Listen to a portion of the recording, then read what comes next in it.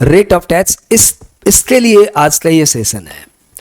वो स्टार्टिंग वाला आसान था, ये थोड़ा सा मतलब बच्चे सोचते हैं ये तो हमें आता ही है, लिटरली आप इसी में सबसे बेसी परेशान होंगे। और पिछले 3 टर्म से हम लोग ये देख रहे हैं कि ये चैप्टर एग्जाम में हिट हो रहा है। इस बार भी यही होगा कि ये चैप्टर तो एग्जाम में सपोर्ट करेगा ही करेगा। क्यों? क्योंकि इसमें अब आ गया है ओल्ड रिजीम न्यू रिजीम का लफड़ा। Old regime new regime. Old regime का कोई सेक्शन नहीं है, it is govern by finance act, इसलिए आईटी एक्ट का कोई सेक्शन नहीं है। और न्यू रिजीम का सेक्शन है सेक्शन 115 BAC। बोलो और चाहिए? हाँ बोलो और चाहिए। ओके, ओल्ड रिजीम का रेट सबको पता है, 3 तरह की रेट है। एक नॉर्मल बंदे के लिए, एक सीनियर सिटीजन के लिए, एक वेरी सीनियर सिटीजन के लिए। नॉर्मल बंदे के लिए 2.5 लाख पे नील, 2.5 लाख पे 5, 5 लाख पे 20, बैलेंस पे 30। सीनियर सिटीजन के लिए 3 लाख पे नील, 2 लाख पे 5%, 5 लाख पे 20%, बैलेंस पे 30। वेरी सीनियर सिटीजन के लिए 5 लाख पे नील, नेक्स्ट 5 लाख पे 20, बैलेंस पे 30। हटाएं सबको, हटाएं। इसी में ओल्ड रिजीम की बात करें, सरचार्ज सी रेट 4 स्लैब में है। 50 लाख तक नील, उसको हटाओ। 50 लाख के बाद 10%, 1 करोड़ के बाद 15%, 2 करोड़ के बाद 25%। ठीक है तो यार सही से बताओ, मैं भूल जा रहा हूं। 50 लाख तक नील, 50 लाख के बाद 10%, 1 करोड़ के बाद 15%, 2 करोड़ के बाद 25% और उसके बाद 5 करोड़ के बाद 37%। ये 4 रेट है ओल्ड रिजीम में। सेस सब में है 4%। न्यू रिजीम की बात करें तो इस साल रेट चेंज हो गई।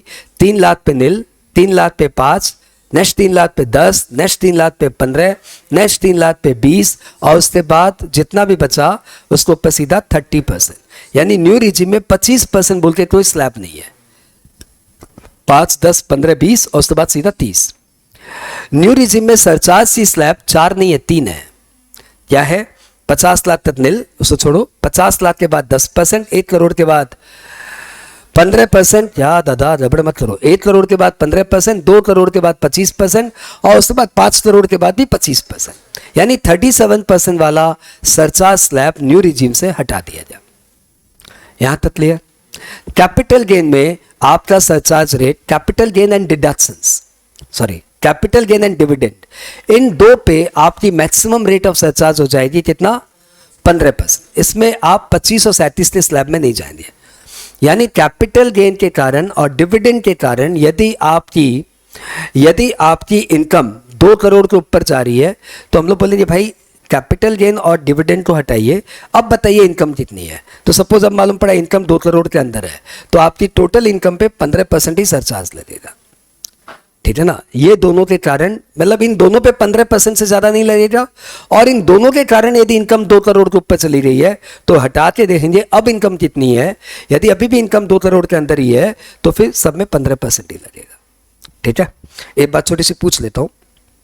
सपोज मैं ओल्ड रिजिम में ही हूं, मेरा long term capital gain on share है 50 लाख रुपए और मेरी बिजनेस इनकम है, पीजीबीपी इनकम है 90 लाख रुपए। आप इन दोनों इनकम देख के बताइए मेरा सरचार्ज कितना लगेगा। Option 1 10%, option 2 15%। And answer is दोनों पे 15% लगेगा। यदि आप कैपिटल गेन के कारण 25% के स्लैब में जा रहे हो तो हम आपको 15% पे ला देंगे, इसके अलावा कुछ नहीं। आप ये मत सोचिए कि ये तो मेरा 1 करोड़ के अंदर है तो 10%, ऐसा मत सोचिए। नहीं नहीं नहीं नहीं, अभी आपकी इनकम 1 करोड़ को पार हो चुकी है। अभी आपका सरचार्ज रेट 15% ही लगेगा, आपकी पीजीबीपी इनकम के टैक्स पे भी और एलटीसीजी के टैक्स पे भी। लेकिन सपोज ये मेरी इनकम यहाँ पे होती 150 और ये मेरा हो गया 240, तो लॉ बोलता है नहीं नहीं ये तो आपका कैपिटल गेन के कारण इतना ऊपर हो गया, अदरवाइज तो आप 2 करोड़ के अंदर ही है। तो इन दोनों पे अभी भी मेरा 15% ही लगेगा। Got it? Got it? ये एग्जाम में परेशान करता है। तो हम लोग बात कर रहे थे क्या? ओल्ड रिजिम न्यू रिजिम की टैक्स। एक बार दोबारा बोलो। 2.5 लाख पे नील, 2.5 लाख पे 5, 5 लाख पे 20, बैलेंस पे 30, 3 लाख पे नील, 2 लाख पे 5%, 5 लाख पे 20%, बैलेंस पे 30 और 5 लाख पे नील, 5 लाख पे 20, 5 बैलेंस पे 30%। सरचार्ज यहाँ पे 4 रेट है 10, 15, 25, 37। 50 लाख के नीचे नील, 50 लाख के बाद 10, 1 करोड़ के बाद बोलो ना, 1 करोड़ के बाद 15, 2 करोड़ के बाद 25 और बैलेंस पे 37 और सेस 4%। न्यू रिजिम में 3-3-3 का स्लैब चलेगा, 5, 10, 15, 20, 30 का स्लैब चलेगा। ऐसे समझ लो ओल्ड रिजिम में 10 लाख की इनकम पे 1,12,500 टैक्स और न्यू रिजिम में 15 लाख पे 1.5 लाख का टैक्स। कितना सिंपल है याद रखना, 15 लाख पे 1.5 लाख का टैक्स। और न्यू रिजिम में senior citizen, very senior citizen का कोई लोचा ही नहीं है। तो सीधा आपका जितना भी इनकम आए एक ही स्लैब लगानी है और सीधा सरचार्ज रेट 37% वाला नहीं है, बात बाकी सब नॉर्मल है। न्यू रिजिम में भी यही बात है कि कैपिटल गेन के कारण यदि आपकी इनकम 2 करोड़ के ऊपर जा रही है, डिविडेंड के कारण आपकी इनकम यदि 2 करोड़ के ऊपर जा रही है, तो 15% से ज़्यादा सरचार्ज नहीं लगेगा। और कैपिटल गेन और डिविडेंड के ऊपर तो ऐसे भी 15% से ज़्यादा सरचार्ज नहीं लगेगा। ये हमारे इंडियन शेयर मार्केट को बूस्ट करने का अटेम्प्ट है, इसलिए इंडियन शेयर मार्केट देख लो 75,000 ही हो गया है ना। ये सब छोटे छोटे अटेम्प्ट्स के कारण। चलो आगे बढ़े। न्यू रिजिम यदि आप ऑप्ट करना चाहते हो तो आपको ये सारे वेवर करने पड़ेंगे। क्या क्या वेवर करने पड़ेंगे? सेज का बेनिफिट आपको छोड़ना पड़ेगा। इंडिविजुअल आप ऐसे भी कौन सा सेज लेते होंगे, चलो सेज का बेनिफिट छोड़ना पड़ेगा। आप यदि एमपी एमएलए के अलावेंस का बेनिफिट लेते हो ना, तो वो बेनिफिट आपको छोड़ना पड़ेगा। तो ये तो मुझे ऐसे भी नहीं लगता है अपने एग्जाम में आने वाले सम्स में आएगा, इंडिविजुअल्स के सम्स में जो आएगा वो देखो। सैलरी चैप्टर में आपको सारे अलावेंस छोड़ने पड़ेंगे, 10, 13A जितने भी बेनिफिट ले रहे हो सब छोड़ने पड़ेंगे except CDTT, C for conveyance allowance. सारे कन्वेंस ऐसे ही है, C for conveyance, T for transport, T for travel, सारे कन्वेंस ऐसे ही है। C for conveyance, T for transport, T for travel. तो CTT तो क्लियर है। और डी भी है ना, वो भी कन्वेंस वाले को मिलता है, डेली अलावेंस। डेली अलावेंस की डेफिनेशन है, it is given to transport employ, जो ट्रांसपोर्ट के साथ मूव करते हैं उनको डेली अलावेंस मिलता है। तो चारों ही अलावेंस ट्रांसपोर्ट से ही रिलेटेड है, पहिए वाले से ही रिलेटेड है। C for conveyance, D for daily, T for transport, T for travel. ये 4 अलावेंस का बेनिफिट आपको मिलेगा, बाद बाकी कोई अलावेंस का बेनिफिट आपको नहीं मिलेगा एक्सेप्ट। ओके, आपको सेक्शन 16 में स्टैंडर्ड डिडक्शंस का बेनिफिट तो मिल जाएगा और वो जो प्रोफेशनल टैक्स और एंटरटेनमेंट अलावेंस है उसका बेनिफिट आपको नहीं मिलेगा। सैलरी में आपको बस इतना सा ही छोड़ना है और कुछ नहीं छोड़ना। छूट गया अलावेंस और डिडक्शंस। ओके, हाउस प्रॉपर्टी में आपको छोड़ना है सेल्फ ऑक्यूपाइड प्रॉपर्टी का जो बेनिफिट है इंटरेस्ट ऑन लोन का 24B, जिसमें आप 2 लाख रुपए के मजे ले लेते हो, वो आपको छोड़ना पड़ेगा। ठीक है, ओके। PGBP में आपको बहुत सारे सेक्शन छोड़ने पड़ेंगे, देखिए एक एक करके। एडिशनल डेप्रिसिएशन का बेनिफिट छोड़ना पड़ेगा, साइंटिफिक रिसर्च की बेनिफिट छोड़नी पड़ेगी, एग्रो एक्सटेंशन प्रोजेक्ट का जो आपको 100% ऑफ कंट्रीब्यूशन का डिडक्शंस मिलता है वो छोड़ना पड़ेगा। स्किल डेवलपमेंट प्रोजेक्ट ये सिर्फ कंपनी पे अप्लाई होता है, तो इंडिविजुअल पे मुझे नहीं बोलना चाहिए, यदि ये होता तो ये भी छोड़ना पड़ता। और 35AD का बेनिफिट आपको छोड़ना पड़ेगा। 33AB टी कॉफ़ी, ये 35AD पता है ना क्या है? वो कुछ कंपनीज में, कुछ बिजनेस में आपका जितना भी कैपिटल एक्सपेंडिचर है सबका 100% डिडक्शंस मिलता है। ये है वो 35AD। कौन कौन से ये बात पे याद करने के लिए बता दूं, agro storage, cold storage, sugar warehouse, और क्या था यार, वो cross country natural gas distribution network, cross country petroleum distribution network, और वो स्लमरी डेवलपमेंट, और वो अफोर्डेबल हाउसिंग प्रोजेक्ट, और वो फर्टिलाइजर मैन्युफैक्चरर, और वो वेफर प्रोडक्शंस, और वो इंफ्रास्ट्रक्चर।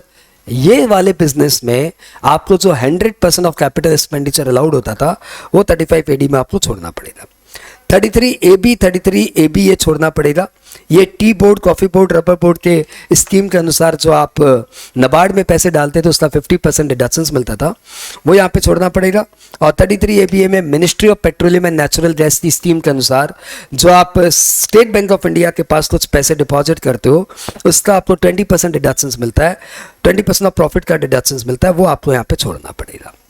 तो ये टी बोर्ड, ये टी कॉफ़ी रबर वालों पे एप्लीकेबल है, ये पेट्रोलियम वालों पे एप्लीकेबल है, ये वो 14-15 इंडस्ट्री पे एप्लीकेबल है। तो ये स्पेसिफिक है और ये जनरल है। एडिशनल डेप्रिसिएशन, साइंटिफिक रिसर्च और क्या था, चाय चने छोले। ये सब बेनिफिट आपको छोड़नी पड़ेगी। यदि आप एग्जाम से एकदम नजदीक हो, यही सब आपको इरिटेट कर रहा है, यार यही तो याद नहीं होता है, तो मैं आपको बोलता हूँ एडिशनल डेप्रिसिएशन याद रहता है, हाँ, साइंटिफिक रिसर्च याद रहता है, हाँ ठीक है, 99% या 95% काम इसी से हो जाएगा। ओके ये आपको बेनिफिट छोड़ने पड़ेंगे। कैपिटल गेन में आश्चर्यजनक है, एक भी पॉइंट एक्सक्लूड नहीं किया, यानी कैपिटल गेन जैसे चल रहा था वैसे ही चलेगा, कुछ मत छोड़ो। आईफॉस में आपको सेम कुछ नहीं छोड़ना है। एक standard deductions of family pension छोड़ना पड़ता था, वो भी अब हटा दिया, वो भी अब आप ले सकते हो, तो कुछ भी नहीं छोड़ना। क्लबिंग में आपको एक चिल्लर सा डिडक्शन छोड़ना है 1032, जब माइनर की इनकम पेरेंट्स के साथ क्लब होती है तो 1500 का डिडक्शन मिलता है, वो छोड़ना पड़ेगा। याद है ना, माइनर की इनकम पेरेंट्स के साथ क्लब होती है तो 1500, ऐसे चेहरा मत दिखाओ यार, जिस लगता है याद ही नहीं है, याद है ना, माइनर की इनकम पेरेंट्स के साथ क्लब होती है तो उसे 1500 का डिडक्शन मिलता है, वो छोड़ना पड़ेगा। सेट ऑफ में हाउस प्रॉपर्टी का लॉस सेट ऑफ कर लो तो कर लो, कैरी फॉरवर्ड करने नहीं मिलेगा। उल्टा बोल रहा है क्या? नहीं, सही बोल रहा है। हाउस प्रॉपर्टी का लॉस नहीं, इसमें क्या बोल रहा है, हाउस प्रॉपर्टी का लॉस जो दूसरे हेड के साथ 71 में जो दूसरे हेड के साथ सेट ऑफ हो जाता है ना, वो आपको छोड़ना पड़ेगा। You can not do that. House property का लॉस दूसरे हेड के इनकम के साथ सेट ऑफ नहीं होगा। हाउस प्रॉपर्टी लॉस सिर्फ 70 में सेट ऑफ होगा, 71 में सेट ऑफ नहीं होगा। ये सारे चैप्टर्स के बेनिफिट आपको छोड़ने पड़ेंगे। इसको चैप्टर वाइज याद करो, देखो शायद ये आसान हो जाए। क्या क्या छोड़ने पड़ेंगे फिर से, सेज का पूरा ही चैप्टर छोड़ना पड़ेगा। दूसरा, एमपी एमएलए को जो अलावेंस का बेनिफिट मिलता है वो छोड़ना पड़ेगा, हमारे काम ही नहीं आएगा एमपी एमएलए वाला।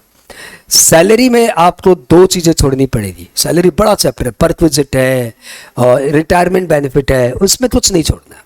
छोड़ना क्या है, अलावेंसेज में सब छोड़ना है एक्सेप्ट सीडीटीटी, यानी एचआरए का डिडक्शंस नहीं मिलेगा, चिल्ड्रन एजुकेशन अलावेंस का डिडक्शंस नहीं मिलेगा, हॉस्टल अलावेंस का डिडक्शंस नहीं मिलेगा, ये सब नहीं मिलेगा। मिलेगा क्या क्या, आपको सिर्फ सीडीटीटी का डिडक्शंस मिलेगा। कन्वेंस अलावेंस का ले लो, डेली अलावेंस का ले लो, ट्रैवल का ले लो, ट्रांसपोर्ट का ले लो।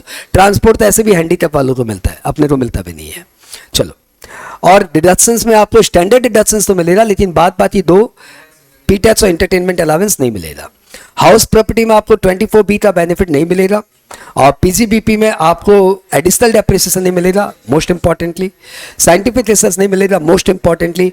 याद रहे तो ये भी याद कर लो, 33AP, 33ABA, 35AD और 35CCC, इनका भी बेनिफिट आपको नहीं मिलेगा। ठीक है, यदि कुछ याद नहीं हो रहा है तो मुझे अभी पिंच करना, मैं देख लूंगा। कैपिटल गेन में कोई चाप ही नहीं है, सब ले लो। आईफॉस में कोई चाप नहीं है, सब ले लो। क्लबिंग में आपको 1500 रुपये का माइनर की इनकम क्लब होने पे 1032 में वो नहीं मिलेगा। और सेट ऑफ में आपको हाउस प्रॉपर्टी का लॉस दूसरे हेड की इनकम के साथ सेट ऑफ करने नहीं मिलेगा।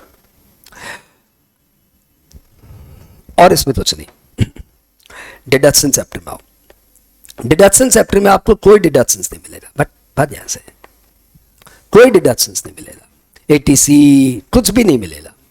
खाली एक जो बेवजह मेरी इनकम में घुसा दिया गया है, बस उसी को हटाएंगे, वो है ATCCD2, employers contribution to NPS. और अभी जो नया आया ATCCJ आया क्या, वो सेना वाला, अरे कौन सा सेना वाला डिडक्शन है, क्या नाम था, कर्मवीर योजना, उसमें जो एम्प्लॉयर कॉन्ट्रीब्यूशन है उसका डिडक्शन आपको मिल जाएगा, और ATLA का बेनिफिट आपको मिल जाएगा, ATJJ का बेनिफिट मिल जाएगा। तो ये सेक्शंस का आपको बेनिफिट मिल जाएगा। बाकी कोई सेक्शंस का बेनिफिट आपको नहीं मिलेगा। जो आप प्यार से लेते थे 1.5 लाख का ATC नहीं मिलेगा, आम लोग वही लेते हैं, ATC 1.5 लाख, ATD 25 हज़ार, मम्मी पापा और मेरा मिला के प्रीमियम, और एक कोई डरावनी बीमारियाँ का ले लो 40 हज़ार का डिडक्शंस, तो वो सारे डिडक्शंस अब आपको नहीं मिलेंगे। ATG बहुत पॉपुलर है, वो डोनेशन का डिडक्शंस आपको नहीं मिलेगा। सिर्फ ATCCD2 एम्प्लॉयर कॉन्ट्रीब्यूशन, ATCCH या J क्या है वो कर्मवीर देख लेना, उसका डिडक्शंस नहीं मिलेगा। ATLA का, सॉरी ये सब मिलेगा, ATLA का बेनिफिट मिलेगा, ATJJAA का बेनिफिट मिलेगा। तो नो डिडक्शंस एक्सेप्ट दिस। ये याद हुआ क्या? ये लिस्ट याद रखना बच्चों के लिए हेडेक हो गया है। ये लिस्ट एकदम याद रखना भाइयों, एकदम। मतलब कोई भी समय आएगा तो इस लिस्ट से डिस्टर्ब करेगा। जब बोलेगा ना ओल्ड रिजिम न्यू रिजिम, तो लिस्ट सबसे बेसी परेशान करेगी। तुम बोलो तो मैं 15 मिनट तक ये लिस्ट तुम्हें याद कराने में लगा रहा हूं, लेकिन ये लिस्ट एकदम घोट लो। जब हम लोग ये लिस्ट पढ़ाते हैं ना, तो क्लास 1 to 3 में पढ़ाते हैं, उस समय आपको सेक्शन ही नहीं पता, तो ज़्यादा इलेबोरेट भी नहीं होता, और एग्जाम्स में आता है ये, तो इसका राइट टाइम है ये रिवीजन सेशन। यहाँ पे आप देख लो। चलो एक बार इसको बंद करो और एक बार साथ साथ बोलो। हम लोग कर रहे हैं न्यू रिजिम। 3 लाख पे नील, 3 लाख पे 5, 3 लाख पे 10, 3 लाख पे 15, 3 लाख पे 20, बैलेंस पे 30 ओवर। सरचार्ज रेट 50 लाख पे नील, 50 लाख के बाद 10, 1 करोड़ के बाद 15, 2 करोड़ के बाद 25 और 5 करोड़ के बाद भी 25, सेस 4%, खत्म। अब न्यू रिजिम लेने के लिए 115 BSc लेने के लिए आपको ये सारी कंडीशन फुलफिल करनी पड़ेगी। क्या? ये सारी बेनिफिट्स आपको छोड़नी पड़ेगी। कौन कौन से बेनिफिट? तो हम लोग बोलेंगे भाई सेज तो याद ही रहता, वो छोड़ देना। दूसरा MP MLA तो अपने है ही नहीं, तो ऐसे छोड़ा हुआ है। अब आओ सैलरी चैप्टर में। तो सैलरी चैप्टर में सब मिलेगा, अलावेंसेस नहीं मिलेगा, सिर्फ CDTT मिलेगा और अलावेंसेस नहीं मिलेगा। और डिडक्शंस में वो 2 छोटे छोटे डिडक्शंस है ना, एंटरटेनमेंट अलावेंस और PTAX, दोनों मामूली से हटा दिया। तो लिटरली सैलरी चैप्टर में HRA छूटा और बेसिकली कुछ नहीं छूटा। हाउस प्रॉपर्टी चैप्टर में लंबा छूटा, क्योंकि 24B का सेल्फ ऑक्यूपाइड का 2 लाख का इंटरेस्ट का डिडक्शन छूट गया। लेट आउट में कुछ नहीं छूटा, सेल्फ ऑक्यूपाइड में 2 लाख का बेनिफिट छूट गया। PGBP में आए तो एडिशनल डेप्रिसिएशन छूटा, बड़ा चीज। साइंटिफिक रिसर्च अपने देते ही था, यदि हुआ तो वो छूटा। और 35CCC छूटा, और वो 35AD छूटा, और 33AB 33ABA छूटा। ठीक है। कैपिटल गेन में कुछ नहीं छूटा। आईफॉस में नहीं, वो आईफॉस में कुछ नहीं छूटा। कैपिटल गेन में कुछ नहीं छूटा, आईफॉस में भी कुछ नहीं छूटा। क्लबिंग में माइनर की इनकम जब पेरेंट्स के साथ क्लब होती तो 1500 का 1032 छूटा। यार वो माना 1500 रुपया ही है, एग्जाम आया तो तेरा तो 1 नंबर छूटेगा। ये इनको पता ही नहीं 1500 के लिए क्यों बच्चा का 1 नंबर मार रहा है। तो 15 लाख की भूल करे तो उसको माइनर भूल और मेजर भूल पता ही नहीं है एग्जाम हॉल को, वो तुम्हारे 1500 रुपए के लिए भी 1 नंबर खा जाएगा। तो ध्यान रखना 1032 में माइनर की इनकम क्लब होने पे पेरेंट्स को 1500 का डिडक्शन मिलता, वो नहीं मिलेगा। उसके बाद सेट ऑफ में हाउस प्रॉपर्टी का लॉस दूसरे हेड की इनकम के साथ सेट ऑफ नहीं होगा, और डिडक्शंस में आपको कोई डिडक्शंस नहीं मिलेगा। खाली न्यू पेंशन स्कीम में एम्प्लॉयर कॉन्ट्रीब्यूशन का डिडक्शंस मिलेगा, कर्मवीर योजना में एम्प्लॉयर के सेंट्रल गवर्नमेंट के कॉन्ट्रीब्यूशन का डिडक्शंस मिलेगा, ATLA का डिडक्शंस मिलेगा, और ATJJAA में यदि इंडिविजुअल ने कुछ ऐसा किया है तो उसको भी डिडक्शंस मिलेगा। बात क्लियर? हम लोग आ जाते हैं अब रिबेट टॉपिक में। अपना रेट ऑफ टैक्स हो चुका है। Are you feeling confident? ये तो मुझे एकदम अच्छे से आता है, बहुत इंपॉर्टेंट है यार ये कॉन्फिडेंस। मैडम कॉन्फिडेंस आ रहा है? नहीं, ये चेहरा नहीं है कॉन्फिडेंस का, चेक करिए आप। 87A 87A में भी सरप्राइजिंगली इस साल ओल्ड रिजिम न्यू रिजिम में अंतर आ गया। पहले अपने ओल्ड रिजिम कर ले तो आसान है, और ये एग्जाम में इस बार हिट होने का चांस भी बहुत है। ओल्ड रिजिम बहुत सिंपल है। यदि आप रेसिडेंट इंडिविजुअल है, ध्यान रखना HUF पे एप्लीकेबल नहीं है। रेसिडेंट इंडिविजुअल है, आपकी टोटल इनकम 5 लाख के अंदर है, तो आपको एक रिबेट मिलेगा अपनी टैक्स लायबिलिटी से। कितना? टैक्स लायबिलिटी और 12,500 विच एवरेज लोअर। कई बच्चे ऐसे सोच लेते हैं कि 5 लाख तक की इनकम पे तो टैक्स देना ही नहीं है, तो 12,500 डेटा मैं क्यों याद करूं। ऐसा एकदम मत सोचो, 5 लाख तक की इनकम पे भी टैक्स देना पड़ सकता है। आई डेमोन्स्ट्रेट यू। मेरा suppose long term capital gain है ऑन सेल ऑफ लैंड,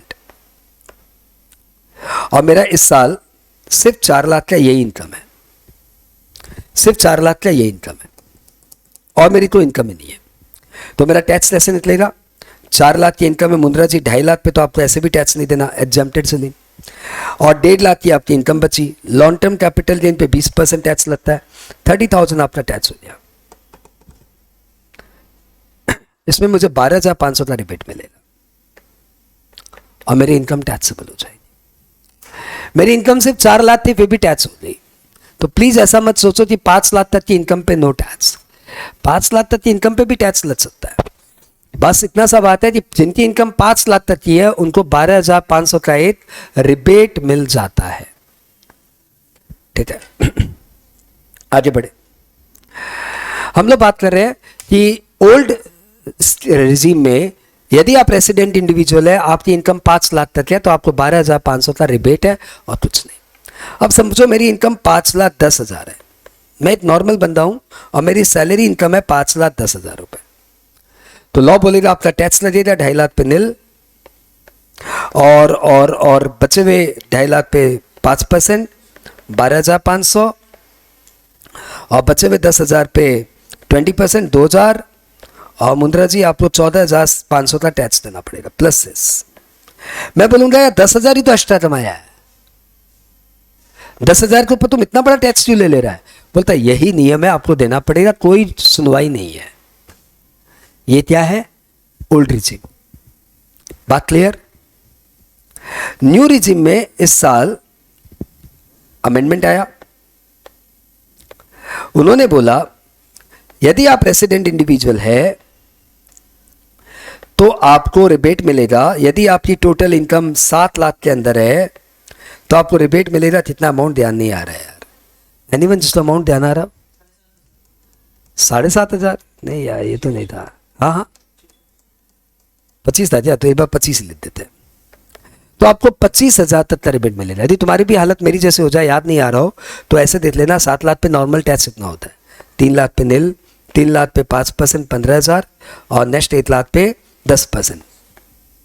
तो जितना टैक्स होता है ना लिटरली उतना ही रिबेट हो जाता है। वहां पे भी 12,500 वैसे ही है। 5 लाख पे टैक्स ही 12,500 होता है। तो यदि आप न्यू रिजिम में है और आपकी इनकम 7 लाख तक है तो लिटरली आपको टैक्स नहीं देना, क्योंकि आपका टैक्स ही होता है 25,000 और हम आपको रिबेट भी दे देंगे 25,000, निल बट्टे निल हो जाएंगे। ठीक है, स्लैब वाली टैक्स। अब यदि इसमें बीच में कोई और लॉटरी इनकम फॉटरी इनकम घुस गया तो ये कॉन्सेप्ट अप्लाई नहीं होगा। लेकिन इसमें क्या किया है, इन्होंने रिलैक्सेशन दिया। सपोज मेरी इनकम है 7,10,000 और मैं एक नॉर्मल इंडिविजुअल हूं, सैलरी से 7,10,000 कमाया, तो मेरा टैक्स कितना आएगा? 3 लाख पे निल, 3 लाख पे 5% बोले तो 15,000, और 1,10,000 पे 10% बोले तो 11,000। मेरा 26,000 टैक्स आ रहा है। तो मैं क्या बोलूंगा यार, 10,000 एक्स्ट्रा कमाने के लिए 26,000 टैक्स? ये पूरा 10,000 ले ले, मेरे को नहीं चाहिए। तो लॉ बोलेगा हाँ चलो वही करते हैं, यहां पे मुझे रिबेट मिल जाएगा। अरे सर 7 लाख के ऊपर इनकम वाले को रिबेट नहीं मिलता। मिल जाएगा, 16,000 को रिबेट मिल जाएगा, आपको 10,000 ही टैक्स देना पड़ेगा। ये जो मार्जिनल रिलीफ का कॉन्सेप्ट है, ये रिबेट पे न्यू रिजीम पे एप्लीकेबल है, ओल्ड रिजीम में एप्लीकेबल नहीं है। आई रिपीट, ये जो मार्जिनल रिलीफ का बेनिफिट है, marginal relief I hope you know, ये मार्जिनल रिलीफ का बेनिफिट जो है ये न्यू रिजीम में रिबेट के समय एप्लीकेबल है, ओल्ड रिजीम में एप्लीकेबल नहीं है। सर इसका एक एग्जाम्पल और दीजिए। लो, टोटल इनकम कितनी है? टोटल इनकम है मेरी 7,20,000। चलो टैक्स निकालो, 3 लाख पे निल, 3 लाख पे 5% और 1,20,000 पे 10%, बोले तो 12,000, 27,000 आ रहा है। तो क्या चल जाएगा? वो बोलेगा 20,000 ही तो एक्स्ट्रा कमाया, उसने 27,000 का टैक्स, में से पूरा 20,000 ले लो। तो हम बोले लाओ पूरा 20,000 दे दो, चलो टैक्स तुम्हारा 20,000 और रिलीफ तुमको दे दिया हमने, रिबेट हमने दे दिया तुम्हें 7,000। अब इसके ऊपर सेस लग जाएगा। ये बेनिफिट है न्यू रिजीम में, ओल्ड रिजीम में ये बेनिफिट नहीं है। Major difference. सर एक बार और बताइए। लो, टोटल इनकम 7,30,000, ठीक है, तो 3 लाख पे निल, 3 लाख पे 15,000 और 1,30,000 पे 10%, 13,000, 28,000। अब तो बोल ही नहीं सकता ना ये 30,000 कमाने के लिए 28,000 टैक्स, पूरा 30,000 ले लो, ला दे दे। ऐसे थोड़ी बोले तुम कि 28,000 दिया मुझे 30,000 दे देगा, तो यहाँ पे रिबेट का कॉन्सेप्ट ही नहीं आएगा। जब ऐसा हो जाए कि आपकी marginal income is more than your tax, तो फिर वो मार्जिनल रिलीफ का कॉन्सेप्ट आता है. Marginal income, this is called marginal income, income in excess of 7 lakh, है ना. जब marginal income is more than tax, तब तो रिबेट का बात ही नहीं उठेगा.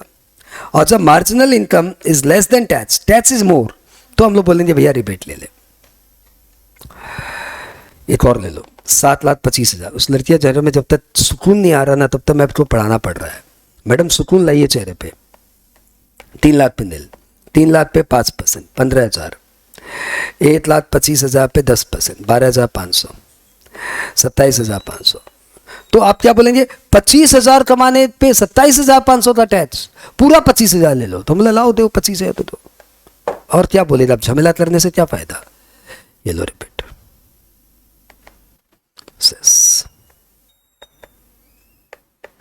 आप लोग टैक्स देना इतना.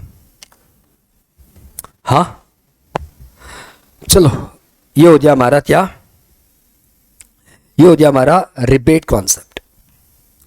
एक बार वापस से आते हैं टैक्स रेट में, फिर से जीरो से फटाफट फटाफट. ओल्ड रिजीम, न्यू रिजीम, कुछ नहीं बोलना इसमें. 115 BSE, कुछ बातें जो ध्यान देने लायक है वही बता रहा हूँ. यहाँ पे सीनियर सिटीजन का बेनिफिट है, यहाँ पे वेरी सीनियर सिटीजन का बेनिफिट है, यहाँ पे सीनियर सिटीजन का बेनिफिट नहीं है, वेरी सीनियर सिटीजन का बेनिफिट नहीं है. ठीक है. यहाँ पे रिबेट 5 लाख तक मिलता है, यहाँ पे रिबेट 7 लाख तक मिलता है. यहाँ पे रिबेट पे MR नहीं है, यहाँ पे रिबेट पे MR है, मार्जिनल रिलीफ है. यहाँ पे सरचार्ज सी 3-4 रेट है, 10, 15, 25, 37. और यहाँ पे सरचार्ज सी 3 रेट है, 10, 15, 25. स्लैब वही है, बस 37% नहीं है. और ये साल का अमेंडमेंट है. लास्ट ईयर तक 37 भी था, अब 37 हटा दिया. और क्या डिफरेंस है, सेस में कोई डिफरेंस नहीं है, 4-4. ओके. अब बात आ रही है कि ओल्ड रिजीम से न्यू रिजीम में जो जाना है, तो क्या मैं बार बार जा सकता हूं. ये क्वेश्चन बच्चों लोग के मन में रहता है. या मैं हर बार अपना डिसीजन चेंज कर सकता हूं, आज old regime, next new regime, फिर न्यू रिजीम, फिर old regime. Can I do like this. तो आंसर इज, यदि तेरी PGBP इनकम नहीं है ना, तो तू कर ले, जो करना है कर ले, ओल्ड न्यू, ओल्ड न्यू. क्या तो फर्क पड़ता है. तो इस साल ट्रेवल अलाउंस का बेनिफिट लेगा, अगले साल भी लेगा. इस साल तो HRA का बेनिफिट लेगा, अगले साल नहीं लेगा. कोई खास फर्क नहीं पड़ता. लेकिन PGBP होने से कारण क्या है, वो डेप्रिसिएशन का इफेक्ट आ जाता है. पहले ईयर एडिशनल डेप्रिसिएशन मिलने वाला है, हम ओल्ड रिजीम में है, क्योंकि आपको एडिशनल डेप्रिसिएशन का बेनिफिट लेना. एडिशनल डेप्रिसिएशन के मजे ले लिया, अगले साल से हम न्यू रिजीम में है. तो PGBP में इन्होंने रिस्ट्रिक्ट कर दिया कि एक बार न्यू रिजीम में आ गया तो फिर ओल्ड रिजीम में आने नहीं देंगे. PGBP को छोड़ दो तो बात किसी सेक्शन में बेनिफिट नहीं. इस साल मैंने साइंटिफिक रिसर्च की मशीनरी खरीदी है, 100% डिडक्शन मिलने वाला है. हम ओल्ड रिजीम में है, अगले साल सब न्यू रिजीम में है. ये ड्रामा नहीं चलेगा. PGBP वालों का यदि एक बार उन्होंने न्यू रिजीम ऑप्ट कर लिया तो ओल्ड रिजीम में नहीं जा सकते. बात ये जो सैलरीड बंदे हैं, नॉन PGBP वाले बंदे हैं, वो ओल्ड रिजीम से न्यू रिजीम में स्विच ऑफ कर सकते हैं. बात क्लियर. हटाओ. मैं ओल्ड रिजीम से न्यू रिजीम में जाना चाहता हूं या न्यू रिजीम से ओल्ड रिजीम में जाना चाहता हूं, मुझे कब बताना है, व्हेन टू ऑप्ट दिस. कुछ नहीं, रिटर्न भरते समय, at the time of filing of return आपको क्लिक करना है कि आप ओल्ड रिजीम ले रहे हो कि न्यू रिजीम ले रहे हो. तो पहले से कोई ढोल बजाने की दरकार नहीं है. बंदे को अपना टैक्स का बारे में तभी मालूम पड़ता है जब वो अपना रिटर्न भरने के लिए वर्किंग पेपर यूज करता है. तो उसको बोला था जब तुम अपना रिटर्न भरे उस समय बस बता देना. बात सिंपल. अच्छा, मैं कुछ नहीं बताया तो मेरा क्या लगेगा. तो पहले था, आज से ठीक पिछले टर्म तक था कि default regime is old regime. अब परमानेंटली हो जाए default regime is new regime. तो यदि आप कुछ नहीं बोल रहे हो तो आपका मशीन में न्यू रिजीम ही खुलेगा. ओल्ड रिजीम क्लिक करेंगे तभी ओल्ड रिजीम का फॉर्मेट आएगा. ठीक है. इंडिविजुअल खत्म.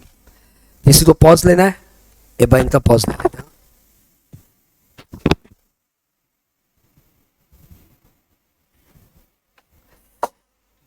डॉली ओझा तुम्हारी बात समझ में नहीं आ रही. What are you saying. आप लिख रही हो मींस MR के बाद, मार्जिनल रिलीफ के बाद की इनकम रिबेट के लिए क्वालिफाई होगा क्या सर? डॉली उसके बाद मैंने 3 एग्जाम्पल दे दिए थे, अभी भी ये डाउट कंटिन्यूड है तो बता, फिर मैं और बता देता हूँ। मोहम्मद सईद सर ये बेनिफिट 72,700 तक मिलेगी ना? हाँ ऐसा कोई डेटा है, 7,27,000 समथिंग डेटा है, लेकिन ये 727 इतना सिंपल नहीं है, इसलिए आगे भी कुछ 2-3 डिजिट और है, वो देखना पड़ेगा। है जिसके पास मैट है? नहीं है, कोई बात नहीं, मैं देखता हूँ। नुपुर सर अगर पीजीबीपी 200 लाख तक है और एलटीसीजी ऑन शेयर 150 लाख है, वो पीजीबीपी 200 लाख तक है और एलटीसीजी 150 लाख तक है, तो ऐसे में स्लैब रेट के बाद कितना सरचार्ज लगेगा? लो भाई नुपुर जी का आंसर दो। हे नुपुर मैडम, हमारे बच्चे आपको आंसर देने वाले हैं। पांडे जी इनकम टैक्स का मैट दीजिएगा। पीजीबीपी का इन्होंने बताया इनकम है 200 लाख और एलटीसीजी की इनकम इन्होंने बताई 150 लाख। बताओ भैया सरचार्ज क्या लगेगा? Louder and faster.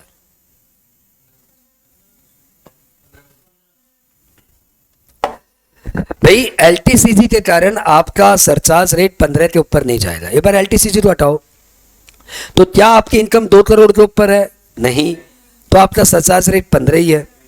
इस पे तो एवे भी 15 ही लगना है, इस पे 15 भी, इसमें भी 15 ही लगेगा, यानी आपकी टोटल इनकम पे 15 ही लगेगा।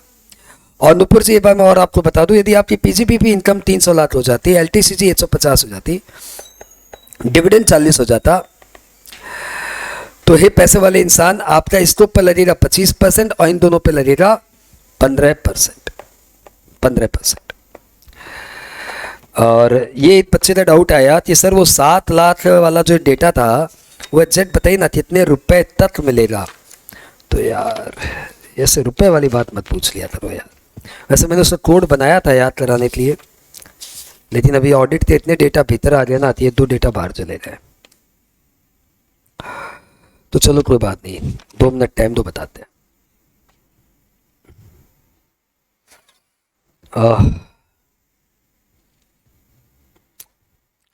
It is 7,27,770।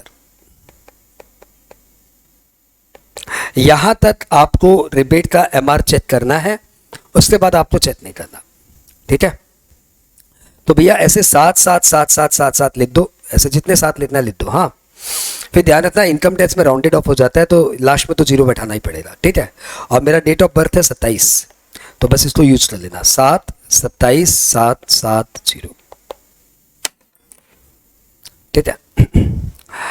तो 7,27,770 ये तुम्हारा रिबेट का मैक्सिमम लिमिट है, यहीं तक तुम्हारा एमआर आएगा रिबेट पे। यदि तुम्हारी इनकम 7,28,000 है तो रिबेट नहीं आएगा। ये डेटा बेटा के चक्कर में मत पड़ो, ऐसे भी देखोगे तो तुम्हारा कॉन्सेप्ट बन जाएगा। 7,28,000 की इनकम है तो 3 लाख पे नील, 3 लाख पे 5% 15,000 और 1,28,000 पे 12,800, तो तुम्हारी इनकम हो चुकी है 27,800। तुम्हारी एक्स्ट्रा इनकम जितनी 28,000। क्या तुम बोलेगा कि सर क्या 27,800 ले रहे हैं, मेरा पूरा ले लीजिए 28,000? नहीं, तुम नहीं बोलोगे, तो आपका सम करते समय अपने आप ही सपोर्ट मिल जाएगा। फिर भी आप ये डेटा याद रखना चाहो तो याद कर लो, सब में 7 बैठा के बस पहला मेरा 27 बर्थडे रख देना, 7,27,770, ठीक है? सब में 7 ही है यार, वही तो पतला ही था जी, 7:30 थे, वो बात तो जाना ही नहीं है ये। तो 7,27,7,7,0। और किसी के पास तो डाउट आया? सर ना तो कुछ पूछ नहीं रही है। न्यू रिजिम में unabsorbed depreciation and brought forward loss set off नहीं हो जाना। न्यू रिजिम में विनोद कुमार का एक डाउट आया है। विनोद जी ये सब आप बातें कंफ्यूज हो रहे हैं आप। इन्होंने कहीं पे पढ़ लिया, हमारे विनोद जी बोलते थे स्टूडेंट है, इन्होंने एक छोटी सी बात कहीं पे पढ़ ली कि न्यू रिजिम में अनअब्जॉर्ब्ड डेप्रिसिएशन और ब्रॉड फॉरवर्ड लॉस का बेनिफिट नहीं मिलेगा। ऐसा एकदम नहीं है, आपका अनअब्जॉर्ब्ड डेप्रिसिएशन भी मिलेगा, आपका ब्रॉड फॉरवर्ड लॉस भी मिलेगा, सब मिलेगा।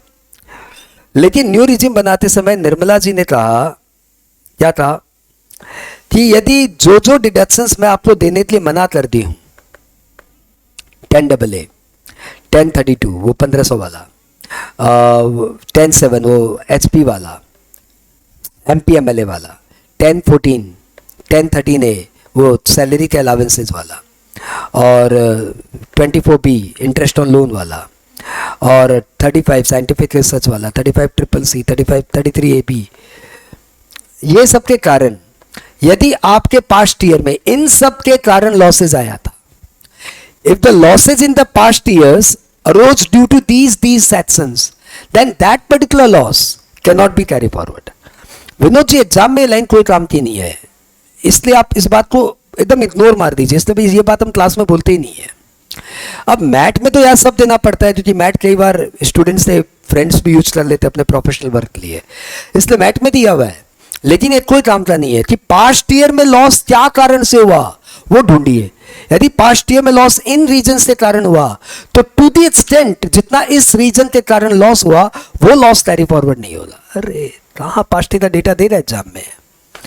हाँ, लेकिन एग्जाम में इतना दे दिया, past year losses 7 lakh, out of which 1 lakh is due to additional depreciation, तो फिर वो 1 लाख वाला लॉस कैरी फॉरवर्ड नहीं होगा। वैसे ही क्या अनअब्जॉर्ब डेप्रिसिएशन का बेनिफिट मिलेगा? ऑब्वियसली मिलेगा, लेकिन अनअब्जॉर्ब डेप्रिसिएशन पास्ट ईयर का एडिशनल डेप्रिसिएशन के कारण हुआ था, तो वो वाला नहीं मिलेगा। I hope I answer Vinod ji, right. अगला क्वेश्चन हमारे यहाँ भाई साहब पूछ रहे हैं, सर अगर कोई ओल्ड रिजीम के हिसाब से एडवांस टैक्स दिया है और रिटर्न फाइलिंग करते समय उसने न्यू रिजीम लगा दिया, तो टैक्स लायबिलिटी 0 है, रिफंड आ जाएगा? हाँ आ जाएगा, मतलब कोई बात ही नहीं है। क्वेश्चन क्लियर है भाई? अब एक क्वेरी सेशन एक बार पॉज लूंगा, नहीं तो रिवीजन की जगह जो बच्चे एग्जाम से लास्ट में देखेंगे वो परेशान हो जाएंगे। तो ये अब एक क्वेरीज है ना, एकेडमिक क्वेरीज नहीं आ रही है, ऐसे ही आ रही है। एडवांस टैक्स देते समय आप सिर्फ रुपया देते हो,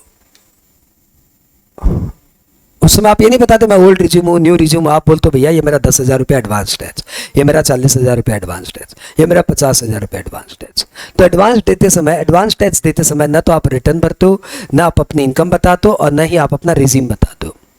उस समय आप रुपया देते हो और गवर्नमेंट आपसे रुपया ले लेती है। तो वो आपने ओल्ड रिज्यूम में दिया था कि न्यू रिज्यूम में दिया था, ये आप जानो, आपकी आत्मा जाने, गवर्नमेंट को उससे कोई मतलब ही नहीं है। आप रिटर्न भरते समय क्या ऑप्ट किए? न्यू रिजीम से आपका टैक्स इतना आया 7 लाख, एडवांस टैक्स इतना दिया हुआ है, वो तो हम ओल्ड रिजीम बंद करो, बताओ कितना दिया था? वो मैंने एडवांस टैक्स उसमें 7,20,000 दिया था, 7,20,000 दिया था, अभी टैक्स इतना आ रहा है 7,20,000 रिफंड ले लो।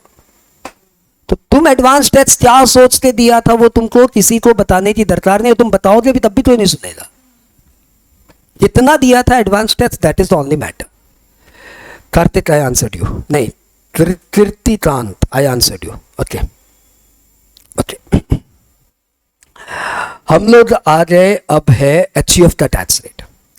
What is HUF? ये सब रिवीजन में मत पढ़ दो, क्योंकि एग्जाम में कभी नहीं पूछेगा व्हाट इज एचयूएफ। एचयूएफ क्या होता है रहने दो, अब एग्जाम्स में हाली एचयूएफ के में क्या टैक्स है ये देखो। तो एचयूएफ का tax rate old regime new regime 2 part में डिवाइडेड है। ओल्ड रिजीम में 2.5 लाख पे 0, 2.5 लाख पे 5, 5 लाख पे 20, बैलेंस पे 30, और न्यू रिजीम में 3 लाख पे 0, 3 लाख पे 5, 3 लाख पे 10, 3 लाख पे 15, 3 लाख पे 20 और बैलेंस पे 30%। यानी कोई चेंज नहीं है, जैसा इंडिविजुअल का था वैसे ही था। ओल्ड रिजीम में भी एचयूएफ में तो senior citizen very senior citizen होता ही नहीं है, तो खाली बस स्लैब का ही अंतर है और कोई अंतर नहीं है। रिबेट ना तो ओल्ड रिजीम में एचयूएफ को मिलता है ना न्यू रिजीम में एचयूएफ को मिलता है। सरचार्ज में आपको पता है जो पहले इंडिविजुअल पे था वो यहाँ पे भी है कि 50 लाख के बाद 10%, 1 करोड़ के बाद 15%, 2 करोड़ के बाद 25%, बैलेंस के बाद 5 करोड़ के बाद 37%। और न्यू रिजीम में 37% वाली स्लैब नहीं है, बाकी वही के वही है। सेस दोनों में 4% है। तो एचयूएफ पॉइंट ऑफ व्यू से old regime new regime it's same as individual, with only difference कि रिबेट नहीं मिलेगा। पक्का पक्का पक्का। इसमें भी वही कंडीशंस है, सारी कंडीशंस वही है। आपको 10AA छोड़ना पड़ेगा, आपको ये सब कुछ वही है। कंपनी इंटरमीडिएट पे कंपनी के ऊपर सम्स बनाएगा तो ज़्यादा उलझाएगा नहीं, और फाइनल में तो कंपनी को उलझाएगा। यहाँ पे इंटर फाइनल का एक सिग्निफिकेंट डिफरेंस है, लेकिन थ्योरी पॉइंट ऑफ व्यू से कोई डिफरेंस नहीं है, क्योंकि थ्योरी तो इंटरमीडिएट वाले बच्चों को भी एमसीक्यू में पूछ सकता है। हाँ, कंपनी के ऊपर बेसिकली 4 रेट ऑफ टैक्स है, 1 2 3 ही मानो यार। एक है इनके ऊपर 30% नॉर्मल टैक्स, हम लोग इंडियन कंपनी की बात कर रहे हैं, फॉरेन कंपनी की बात नहीं कर रहे। एक है 22% वाला टैक्स और एक है 15% वाला टैक्स। ये है 115 BAA और ये है 115 BAB। ये एप्लीकेबल टू ऑल, ये एप्लीकेबल टू मैन्युफैक्चरिंग कंपनी।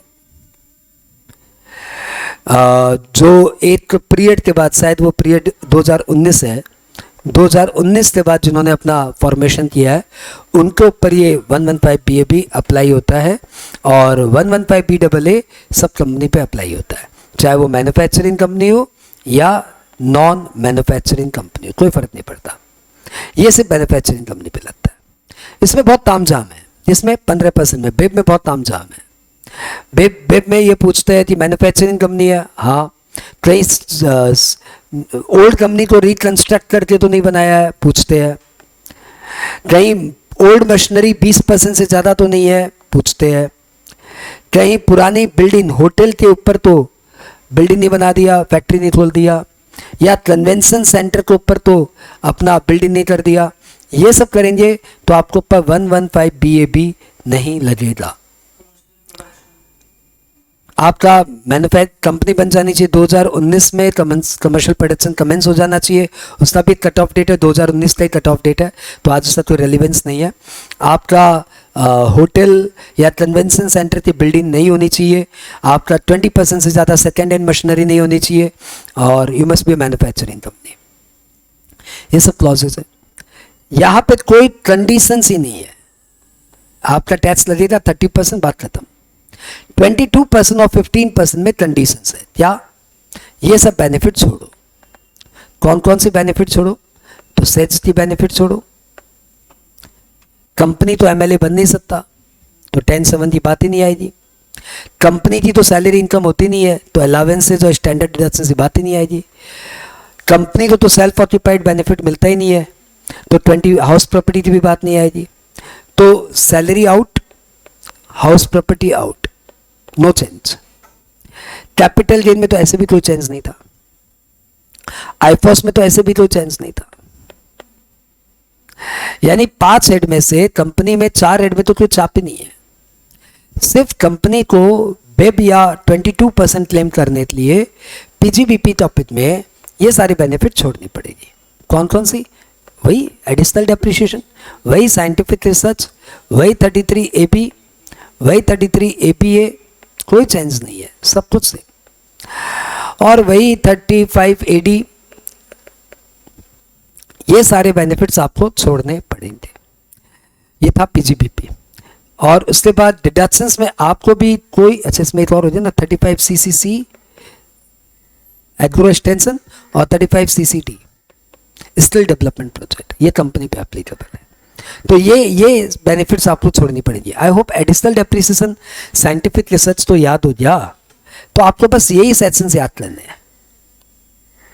उसमें 33AP और 33AP ये राइमिंग है, और वो टी कॉफ़ी बोर्ड और ये मिनरल प्रोजेक्ट पे है। ये दोनों ही सेक्शन से फाइनल वालों के काम के हैं, इंटर वालों के इनसे में नचाई रही नहीं। और ये 3 सेक्शंस आप और याद कर लो, 35AD, 35CCC, 35CCD। डिडक्शंस में आपको कोई डिडक्शंस नहीं मिलेगा एक्सेप्ट इंडिविजुअल। कंपनी है तो 80CC-D2 का तो सवाल ही नहीं उठता, कर्मवीर योजना का तो सवाल ही नहीं उठता, ये तो एम्प्लॉइज में आते हैं। तो आपको ले सकते हो आप 80CCA और आप ले सकते हो 80LA, और आप लोग के सेक्शन 80M बोले सकते हो आप। तो MLA ले सकते हो और CCA ले सकते हो। MLA ले सकते हो, MLA अच्छा वर्ड है, MLA, M ले सकते हो, LA ले सकते हो और CCA ले सकते हो। बात ये आप कोई बेनिफिट नहीं ले सकते, खत्म। माइनर की इनकम वाला कॉन्सेप्ट यहाँ पे तो आता ही नहीं है। हाउस प्रॉपर्टी का लॉस दूसरे हेड के साथ सेट ऑफ नहीं होगा, वो बात यहाँ पे भी है, वो बात यहाँ पे भी है। तो ऑलमोस्ट एक ही जैसी पैटर्न है, एक ही जैसा फ्लो है, एक आधे सेक्शंस आगे पीछे है, बात ये सब कुछ सेम है। कंपनी को भी ये बेनिफिट्स नहीं मिलेगी, बात बात ये आप चाहो तो कोई भी बेनिफिट ले लो। अच्छा 115 बेब में जो कंपनी आती है ना, उसका तुम ध्यान देना, फाइनल वालों 2 मिनट सुन लो, इंटर वाले भले 2 मिनट कान बंद कर लो। यदि आप कंपनी हो, आप मैन्युफैक्चरिंग का काम करते हो, साथ में थोड़ा बहुत ट्रेडिंग भी है, थोड़ा बहुत सर्विस भी है और थोड़ा बहुत मिसलेनियस इनकम भी है, तो हमारा इनकम टैक्स लॉ इतना गंदा है, वो बोलता है सुनो मैन्युफैक्चरिंग इनकम पे 15% टैक्स, बात बाकी सारी इनकम पे 22% टैक्स।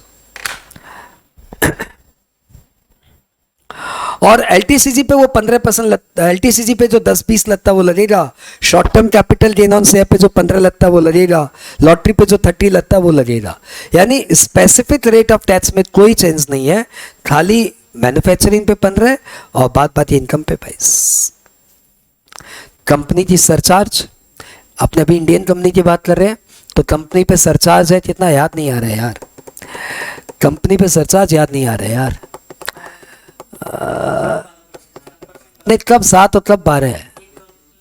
1 करोड़ तक की इनकम है तो 7% और 10 करोड़ से ऊपर की इनकम है तो 12%। 1 करोड़ से ऊपर इनकम है तो 7% और 10 करोड़ से ऊपर इनकम है तो 12%। लेकिन 115 बेब और ये 115 PAA इन दोनों में सरचार्ज रेट फिक्स है 10%, irrespective of income, irrespective of income.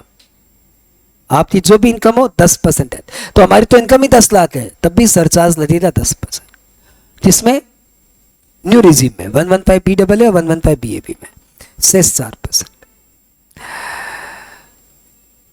आश्चर्य है कि फर्म में ओल्ड रिजीम न्यू रिजीम कुछ नहीं डाला, फर्म पे वही रेट है 30%। और फर्म का सरचार्ज क्या है याद नहीं आ रहा है। 1 करोड़ से ज्यादा इनकम है तो 12% सरचार्ज। तुम लोग देखो सरचार्ज में बहुत लोचा कर रहे हैं, ये तुम्हें एग्जाम में भारी पड़ेगा, वैसे मैं रिवीजन करते समय इस बात का दोबारा ध्यान रखूंगा। टोटल इनकम 1 करोड़ से ज्यादा है तो 12%। जैसे नहीं बोलते हो ना, चेहरे पे अजीब सी उदासी आती है, और वो उदासी रीजन ऑफ फेल्योर है, ध्यान रखना। टोटल इनकम 1 करोड़ से ज्यादा है तो 12%। आपको कोई फेल नहीं करेगा, सिर्फ आपको एक जन फेल करेगा, वो है आपका एफ। और फियर क्यों आ रहा है? बिकॉज हमारी तैयारी ठीक नहीं है। तैयारी ठीक क्यों नहीं है? क्योंकि मुझे लगता है मुझे याद नहीं है। तो तुम्हें कैसे लगेगा कि तुम्हें याद है? जब मैं आंसर दे पाऊंगा। हाँ तो ठीक है, नेक्स्ट क्लास से थोड़ा पढ़ के आ जाना, तुम आंसर दे पाएगा। आंसर दे पाएगा तो तुम्हारा फियर हटेगा, फियर हटेगा तो फेल हटे आएगा। पूरी कोशिश करो, इस एफ को हटाओ और इस एफ को हटाओ। बी प्लीजेंट, बी पास। ओके, वापस से आते हैं। फर्म के ऊपर 30% टैक्स है, सरचार्ज टोटल इनकम 1 करोड़ से ज्यादा है तो 12% और सेस तो वही है 4%। लगे आप फॉरेन कंपनी भी कर लो। फॉरेन कंपनी में ओल्ड रिजीम न्यू रिजीम कुछ नहीं है। हमारी मोदी सरकार बोल रही है किस बात की फॉरेन कंपनी है? कोई फॉरेन कंपनी नहीं है।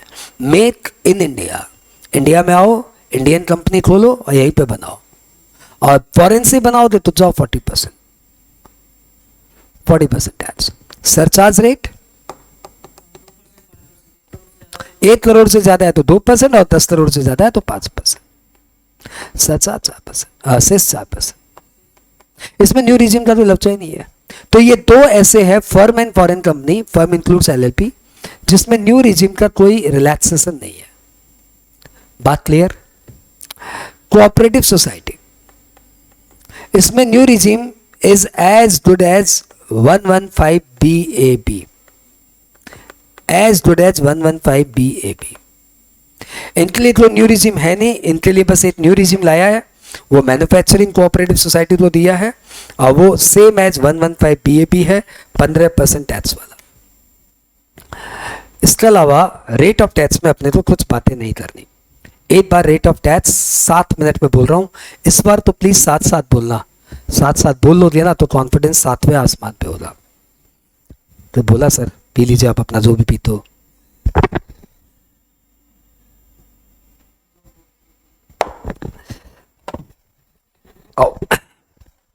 हम लोग बात कर रहे हैं क्या? Tax rate. दोस्तों सिर्फ 7 मिनट में बोलना है, और जो ऑनलाइन बैठे हैं ना वो ध्यान रखना, एकदम पैरेलली बोलना है।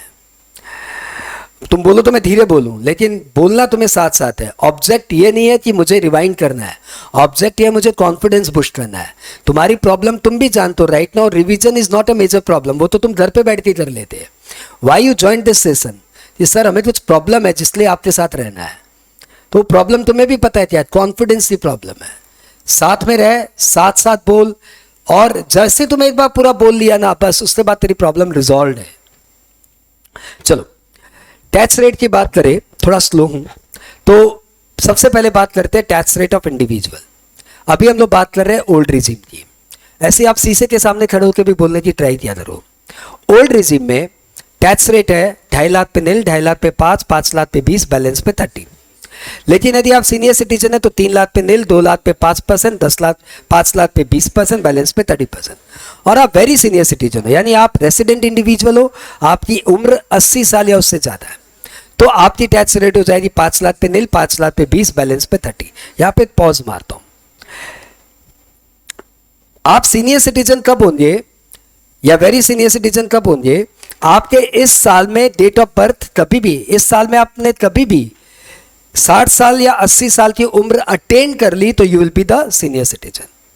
तो भले ही आपका बर्थडे मेरी तरह 27 नवंबर को आता हो, या तुम्हारी तरह 27 मार्च को आता हो, या एच की तरह 31 मार्च को आता हो, कोई फर्क नहीं पड़ता।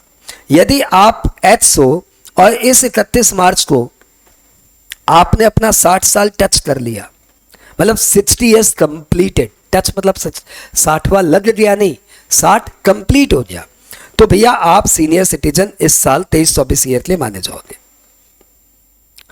During the year at any point of time, if you attain the age of 60, you are senior citizen. During the year at any time you attain the age of 80, you are senior citizen. One more thing to be noted, 31 मार्च को मारो गोली, यदि 1 अप्रैल of assessment year के दिन आपका birthday आ रहा है और 1 अप्रैल ऑफ आपका डेट ऑफ बर्थ, एक दुनिया के सिर्फ 2-4% लोगों पे एप्लीकेबल है जिनका बर्थडे 1 अप्रैल को आता है, तो यदि आपका बर्थडे 1 अप्रैल को आता है और 1 अप्रैल ऑफ असेसमेंट ईयर को आप 60 साल के हुए हो, तो लॉ बोलता है फिर भी आप प्रीवियस ईयर में सीनियर सिटीजन माने जाओगे।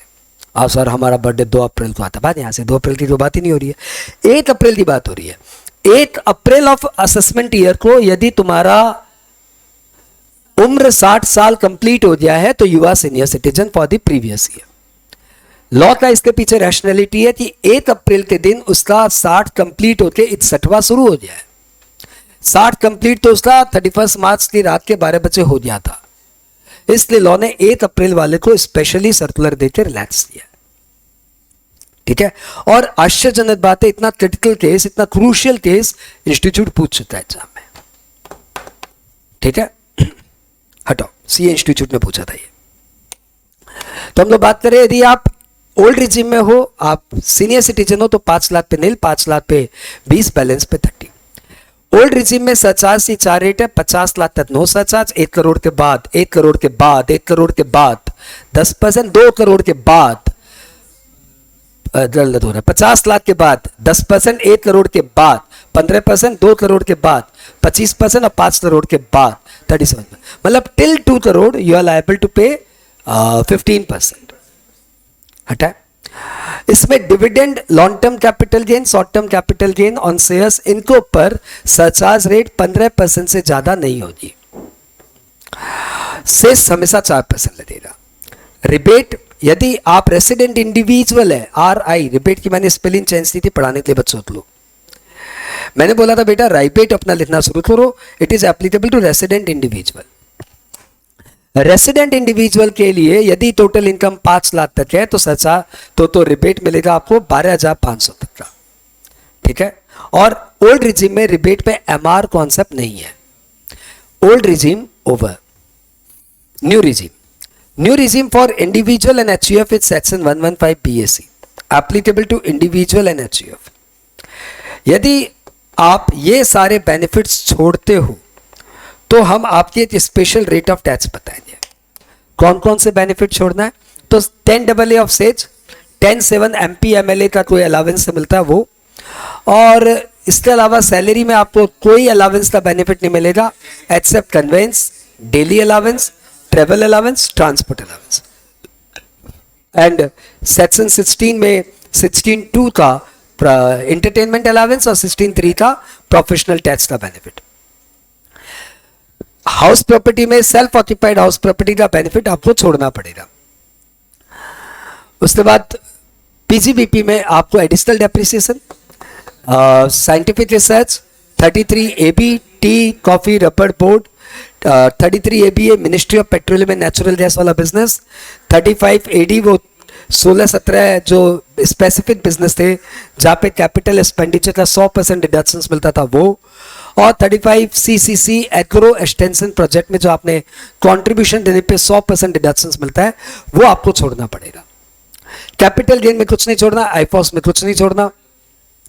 क्लब इन में 1032 में आपको 1500 का डिडक्शन छोड़ना है, और सेट ऑफ में हाउस प्रॉपर्टी लॉस आपके इंटरहेड सेट ऑफ में काम नहीं आएगा, और डिडक्शंस में आपको कोई डिडक्शंस नहीं मिलेगा एक्सेप्ट वो कर्मवीर योजना में सेंट्रल गवर्नमेंट के कंट्रीब्यूशन था, 80CCD2 में एनपीएस में एम्प्लॉयर के कंट्रीब्यूशन था, 80JJAA था और 80LA था। 80LA इंडिविजुअल एचएफ में आता ही नहीं है, तुम्हारे तो इंटर वाले तो सिलेबस में नहीं है। इंडिविजुअल एचएफ में 80LA का लेबल ही नहीं आता। 80LA is applicable to banking sector, individual क्या बैंकिंग सेक्टर करेगा, तो LA माई फॉल्ट, LA हटा दो। फाइनली क्या, एनपीएस में एम्प्लॉयर कॉन्ट्रीब्यूशन, कर्मवीर में सेंट्रल गवर्नमेंट कॉन्ट्रीब्यूशन और 80JJAA, ये 3 बेनिफिट आपको मिलेगा और कुछ नहीं मिलेगा। हाँ, हटाते उसके बाद यदि आप ये सारे बेनिफिट छोड़ने के लिए रेडी हो तो आपका स्लैब हो जाएगा 3 लाख पे नील, 3 लाख पे 5, 3 लाख पे 10, 3 लाख पे 15, 3 लाख पे 20 और बैलेंस पे 30। नेट सेल में 15 लाख पे 1.5 लाख और बैलेंस पे 30। सरचार्ज आपकी हो जाएगी 50 लाख तक नील, 50 लाख के बाद 50 लाख के बाद 10%, 1 करोड़ के बाद 15% और 2 करोड़ के बाद चाहे कितनी भी इनकम हो 25% से 4%। न्यू रिजिम में आपको रिबेट मिलेगा अंडर सेक्शन 87A, यदि आप रेसिडेंट इंडिविजुअल है तो, टोटल इनकम 7 लाख तक है तो रिबेट मिलेगा 25,000 रुपए का। यहाँ पे मार्जिनल रिलीफ है, यानी यदि आपकी इनकम 7,27,770 तक है, 7,27,770 तक है, तब भी कुछ ना कुछ रिबेट मिलता ही रहेगा। उसका लॉजिक ये है कि मेरा सारा इनकम ले लो भाई, और क्या है, उस एंगल से आपका रिबेट कैलकुलेट हो जाएगा। नहीं तो फिर फॉर्मूला बता देता हूं। Marginal relief equal to tax on total income minus tax on total income minus tax on 7 lakh. इतना जो आ रहा है उतने तक का आपको रिलीफ मिल जाएगा। इस सब में उलझो ही मत ना यार, वही सिंपल है कि मेरी पूरी इनकम ले लो, बचाओ मेरे को टैक्स दे दो, बचाओ मेरे को रिलीफ दे दो। ये 7,27,770 तक मिलेगा, और ध्यान रखना रिलीफ के बाद ही सेस लगता है। इन सब के बाद आगे बढ़ा हमने तो आ गया एचयूएफ का tax rate old regime 2.5 lakh पे नील, 2.5 लाख पे 5 लाख पे 20, बैलेंस पे 30। न्यू रिजिम वही 15 लाख पे 1.5 लाख और बैलेंस पे 30। न्यू रिजिम के वही कंडीशंस आपको फुलफिल करना है। रिबेट ना ओल्ड रिजिम में मिलेगा ना न्यू रिजिम में मिलेगा, सेस दोनों में 4%। Form no old regime new regime, old regime ही है खाली, और वो है 30%। सरचार्ज 1 करोड़ के बाद 12%। फर्म की बात हो रही है, 1 करोड़ के बाद 12%। तुम्हारा सरचार्ज ढीला, ध्यान रखना। कंपनी की बात करें तो ओल्ड एंड न्यू, ओल्ड में बस एक ही है 30% टैक्स, सरचार्ज 1 करोड़ के बाद 7%, 10 करोड़ के बाद 12%, सेस 4%। और न्यू रिजिम में 2 है, 115BAA, 115BAB। 115BAA बोलता है 22% टैक्स दे दो, स्पेशल रेट ऑफ टैक्स अलग है, वो 15%, 30% जो लगता है वो अलग है। बस 22% टैक्स दे दो, और सरचार्ज हमेशा 10% फिक्स और 4% से हमेशा फिक्स, यानी 22% इंटू 1.1 इंटू 1.04, मतलब तुम्हारा हमेशा टैक्स लगेगा 25.168, चाहे तुम्हारी इनकम जितनी भी हो। यदि आप मैन्युफैक्चरिंग, यदि आप 115BAB में फॉल नहीं कर रहे हो तो, लेकिन यदि आप चाहो तो 115BAB ऑप्ट कर लो। 2019 के बाद की कंपनी होनी चाहिए, बिजनेस कमेंस हो जाना चाहिए, तो आपका टैक्स लगेगा 15%, सरचार्ज 10% और सेस 4%, इफेक्टिवली 17.16%। वेब में या 25.168 में आपको कई सारे बेनिफिट छोड़ने पड़ेंगे, और वो सारे बेनिफिट वही है 10AA छोड़ दो, सैलरी HP का मतलब ही नहीं है। पीजीबीपी में आप 35 छोड़ो, 35 AD छोड़ो, 35 ट्रिपल सी छोड़ो, 35 CCD छोड़ो, 33 AP छोड़ो, 33 ABA छोड़ो, एडिशनल डेप्रिसिएशन छोड़ो और 35 बोल दिया, 35 छोड़ो। उसके बाद हम लोग आ जाए कैपिटल गेन में कुछ नहीं है, आईफॉस में कुछ नहीं है, डिडक्शंस में सब छोड़ो, खाली MLA ले लो, ATM, ATLA और वो 80 डबल से डबल है वो ले लो। एम्प्लॉयमेंट के साथ कौन 15 करे, लो एम्प्लॉयमेंट लो। और उसके बाद बस हो गया old regime, new regime. Company के लिए एक बार न्यू, बिजनेस वालों के लिए एक बार न्यू रिजिम ले लिया तो ओल्ड रिजिम में आना नॉट पॉसिबल। बात ये अदर देन बिजनेस वाले ओल्ड रिजिम न्यू रिजिम में स्वैपिंग कर सकते हैं और डिफॉल्ट रिजिम अपना न्यू रिजिम है। कमेंट करो इसका क्या हाल। Neha searching for your reply, not getting your reply, are you there? चलो भाई, अपना हालत क्या है इन लोग का देख लेते भैया। रेट ऑफ टैक्स खत्म, आज अपने मिले थे बेसिक के लिए, अपने अभी हार्डली तो 1.5 घंटे पढ़े हैं, हार्डली 1.5 घंटे भी नहीं पढ़े हैं। मैं बताता हूँ जितनी देर पढ़े हैं। अपने पढ़े भी 1 घंटे 17 मिनट, 1 घंटे 17 मिनट पे मुझे लगता घर पे भी आपको इतना ही टाइम लगता, और मैंने 3 बार रिवाइंड किया है घुमा के। मैडम कॉन्फिडेंस पहले से बेटर इस चैप्टर में, इनका वेट करते हैं।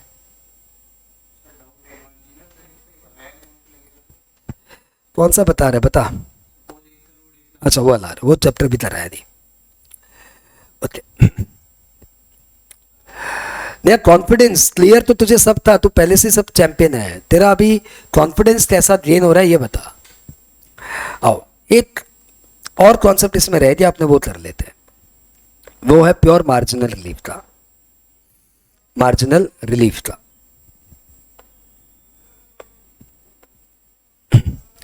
हर बच्चा इसको, इसकी एक ही यार्डस्टिक है, एक क्लास होती है तो बच्चा बोलता है आई एम सेटिस्फाइड। वो यार्डस्टिक क्या होती है? वो यार्डस्टिक होती है कि जब आप हमारी क्लास करते हो ना, जब आप हमें पैसे देके क्लास में बैठते हो तो उस समय हमारी यार्डस्टिक जो समझा रहा है सब समझ में आ रहा है, नींद तो नहीं आया भाई।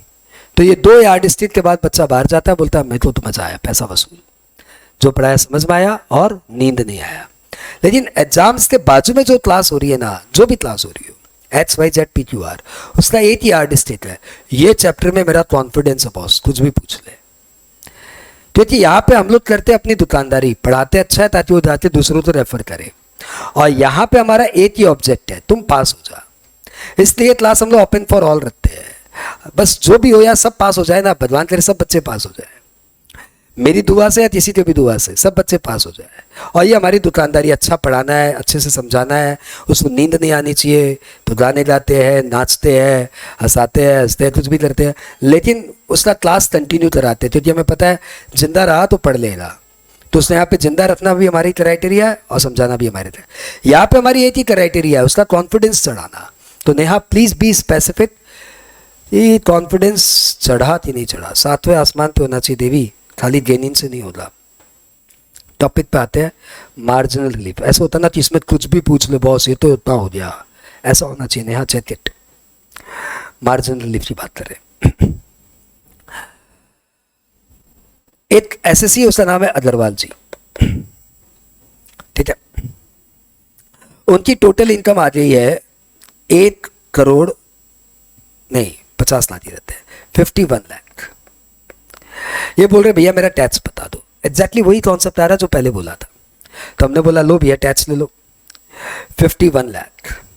तो आपका टैक्स हुआ 10 लाख पे 1,12,500, सपोज आप न्यू रिजिम में हो, सपोज आप ओल्ड रिजिम में हो, और 41 लाख पे 30%, यानी 12,30,000। जिस बच्चे को ये टैक्स निकालने में देरी लगती है वो प्लीज़ ध्यान दो, ये ठीक होना चाहिए। 13,42,500। वो क्लास के बाद मेरे साथ 5 मिनट रुकना, मैं स्पीड बढ़वा दूंगा। 13,42,500। अब इस पे सरचार्ज लगा क्योंकि आपकी इनकम 51 लाख है, 10% 134250, 10% टैक्स लगा तो याद या 76750, इतना टैक्स लगा। अभी एक बात सेस की बात भूल जाओ, क्योंकि MR सेस के पहले लगता है, इसलिए सेस की बातें भूल जाओ। तो अग्रवाल जी क्या बोल रहे मालूम, कि मेरा तो एक पड़ोसी है, उसकी 50 लाख इनकम है और वो तो टैक्स दिया 10 लाख पे 12,500, और 40 लाख पे 12 लाख 30%, तो वो तो सिर्फ 13,12,500 टैक्स दिया। आप मेरे से इतना ज़्यादा टैक्स ले रहे हो, मैं तो सिर्फ 1 लाख ही ज़्यादा कमाया, ज़्यादा होता है मेरा पूरा ही ले लो, 1 लाख पूरा ही ले लो, और मेरे से क्यों ले रहे हो भाई साहब? तो हम बोलते हैं हाँ हाँ बात तो तुम सही बोल रहे हो, जिसकी 50 लाख होती है उनका तो टैक्स इतना ही होता है, लाओ तुम अपना पूरा 1 लाख दे दो, चलो तुम्हारा टैक्स हो गया 14,12,500। और फिर हम उसे क्या दे देते हैं, 64,250 का रिलीफ दे देते हैं, और फिर आ जाता है उसका टैक्स इतना exactly 14,12,500। This is MR. I hope concept clear. अब इसको एग्जाम में कैसे करते हैं, MR is equal to tax liability, change in tax minus change in income. Change in income मतलब तुम्हारी इनकम कितनी है, इन एक्सेस ऑफ 50 लाख, और चेंज इन टैक्स मतलब तुम्हारा टैक्स कितना है, obviously before cess, obviously before cess, क्योंकि सेस के बाद ही, सेस तो एमआर के बाद आएगा, तो tax minus tax on 50 lakh, ये हमारा इसका फॉर्मूला आ गया। तो सर चाहे 50 लाख पे लगता है, क्या मेरी इनकम 1 करोड़ से ज़्यादा होगी, तो 1 करोड़ से ज़्यादा होगी तब भी कॉन्सेप्ट अप्लाई होगा, बस यहाँ पे फिर 1 करोड़ अप्लाई कर देना, यहाँ पे भी 1 करोड़, यहाँ पे भी 1 करोड़। अब मिस अग्रवाल जी को लाते हैं, इनकी इनकम है सपोज 1 करोड़ 1 लाख रुपए, टोटल इनकम 1 करोड़ 1 लाख रुपए। तो हमने बोला लाओ भाई आपका टैक्स निकाल देते मैडम, तो बताओ 101 लाख पे टैक्स कितना, तो 10 लाख पे 1,12,500। अच्छा ओल्ड रिजिम न्यू रिजिम कुछ भी हो, ये कॉन्सेप्ट अप्लाई होगा, और 91 लाख पे 30%, 27,30,000, तो टोटल टैक्स कितना हो गया 28,42,500। साथ में हो भाई, कैलसी यूज कर लो, ऐसे क्यों मेरे भरोसे बैठे हो, मैं रॉन निकाला तो सबका कॉन्सेप्ट खराब हो जाएगा। और सरचार्ज लगेगा ही, सिंस आपकी इनकम 1 करोड़ से ज्यादा है तो सरचार्ज लगेगा 15%। भाई ये बात मैं भी निकाल लेता हूं, यहां तक तो सही है।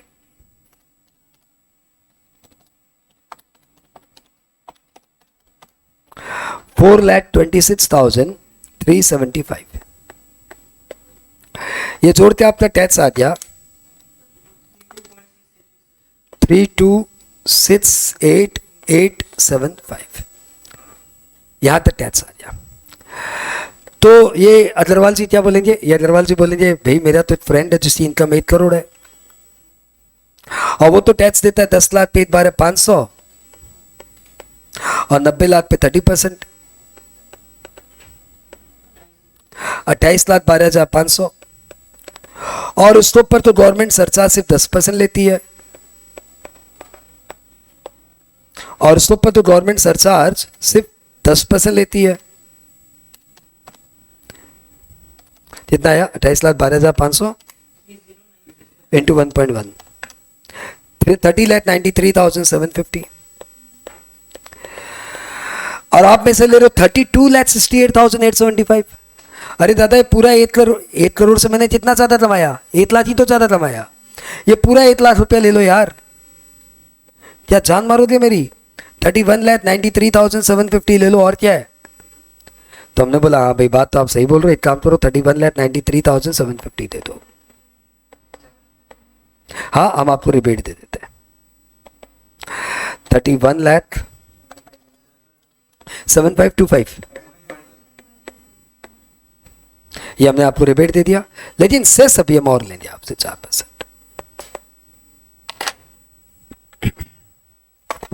बता क्लियर, ये यही एमआर का कॉन्सेप्ट मैंने रिबेट पे भी अप्लाई किया, यहां पे भी है।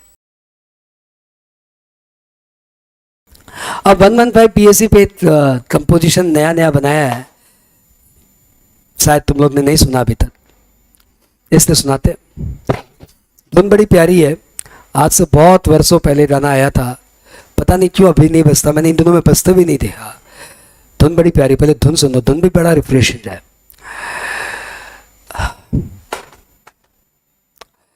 अंतरे से स्टार्ट करता हूँ। ये सरीना सुना हुआ है क्या तेरा गीत? गोविंदा पे फिल्माया हुआ गीत है। माधुरी दीक्षित मिले रस्ते में, खाए चने हमने सस्ते में, उसने कहा तेरे संग शादी रचाऊं, मैंने कहा मैं तो तेरे हाथ ना आऊं। मैंने माधुरी को बोल दिया ना पापा ना, मैंने श्रीदेवी को बोल दिया घर ना आना। मैं सच सच कहता हूँ आपकी कसम, मैंने पी नहीं बिस्की बियर या रम।